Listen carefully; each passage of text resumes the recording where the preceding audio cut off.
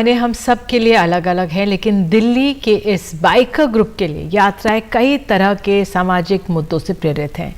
हंडे की पहल समर्थ का हिस्सा होने के नाते हम दिल्ली में बाइक राइडर्स इस ग्रुप को समझने की कोशिश करते हैं कि आखिर ऐसा क्या है जो इन्हें आगे बढ़ने के लिए प्रेरणा देता है।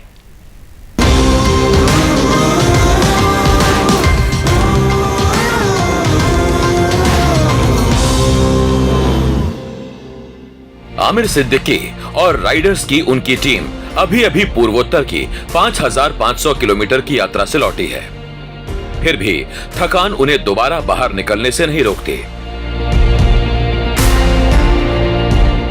टीम अब एक व्यस्त सप्ताहांत की तैयारी कर रही है, जिसमें शामिल है 100 और लोगों के साथ एक्सप्रेस वे पर राइड, एक क्रिकेट मैच और दिव्यांगों द्वारा एक फैशन शो।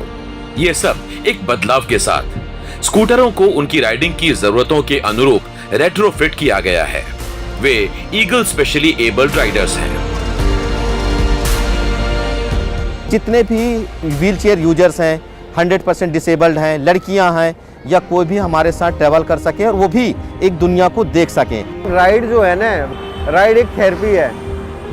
आप कहीं जाओ, अगर आपको परेशान हो, कुछ टाइम की छोटी राइड भी करके आओगे तो आपका माइंड बिल्कुल फ्रेश हो जाएगा और राइड से बहुत कॉन्फिडेंस आता है। फिर भी उनकी राइड का उद्देश्य मनोरंजन से परे है। ऐसे कई सामाजिक मुद्दे हैं जो उन्हें प्रेरित करते हैं। उदाहरण के लिए ये फ्लैग ऑफ दिव्यांगों को मुख्य धारा का हिस्सा बनाने के लिए है।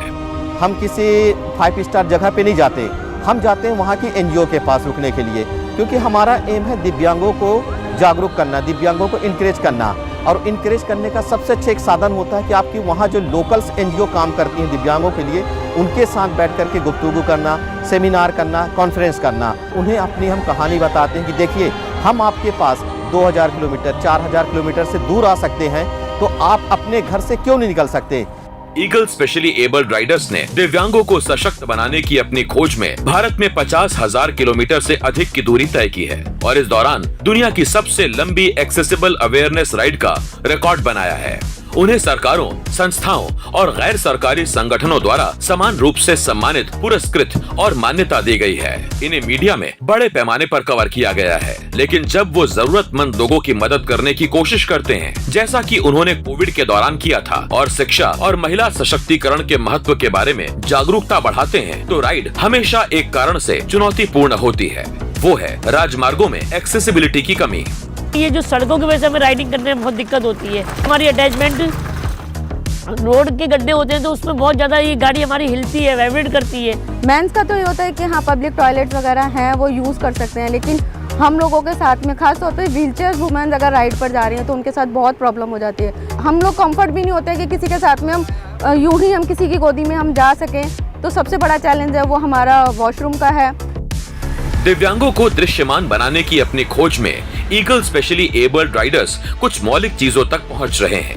एक ऐसी क्षमता जो हम में से हर एक में मौजूद है और इसकी शुरुआत टीम के अंदर से होती है। ये ग्रुप नहीं है, एक परिवार है। डिसेबिलिटी को अपन को अक्षमता को क्षमता में बदलना है तो वो सिर्फ एक ही चीज है, वो है शिक्षा। अपने आराम क्षेत्र से बाहर निकलकर ईगल राइड